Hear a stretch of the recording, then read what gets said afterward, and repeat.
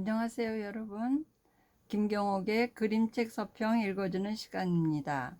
오늘의 책은 텔레비전을 끌 거야. 제임스 프로이모스 님께서 쓰셨고 둘의 아이들에서 출판한 책입니다. 원제는 토드의 텔레비전인데 우리말로 텔레비전을 끌 거야 라고 번역했다. 번역서의 경우 원저자는 가치 판단을 독자가 하도록 훨씬 객관적으로 제목을 짓는 경우가 많은데 번역자나 출판사가 작품의 속사를 내비치는 경우가 많다.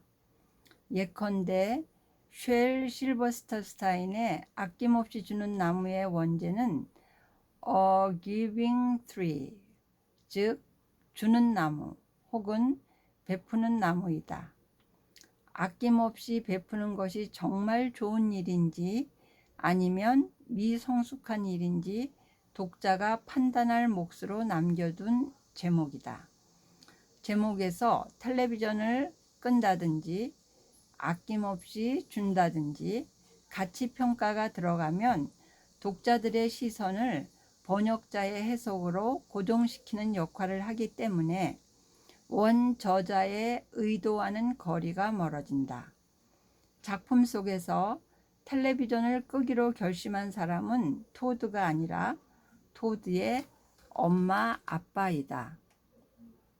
우리 시대의 아이들을 기르는 양육자에게 스마트폰을 비롯한 텔레비전과 컴퓨터와 같은 디지털 기기는 악마의 유혹이라고 한다.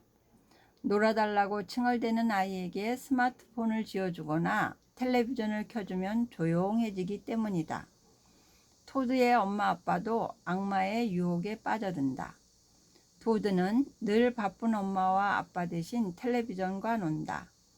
그러던 어느 날 텔레비전이 토드를 입양하겠다고 나선다. 그때서야 화들짝 놀란 토드의 부모는 텔레비전보다 토드의 관심을 더 끌어보려고 온갖 아이디어를 짜내지만 당할 수가 없다. 그때 번뜩이는 아이디어가 떠오르는데 텔레비전에 전원을 뽑아버리는 것이다. 와우, 그렇게 간단한 해결책이 있다니. 나는 아이들 셋을 기르면서 컴퓨터와 전쟁을 치렀다. 요즘은 그 컴퓨터의 자리를 스마트폰이 대신하고 있다. 이 책은 오늘 우리 시대 양육자들의 고뇌를 대변해 준다.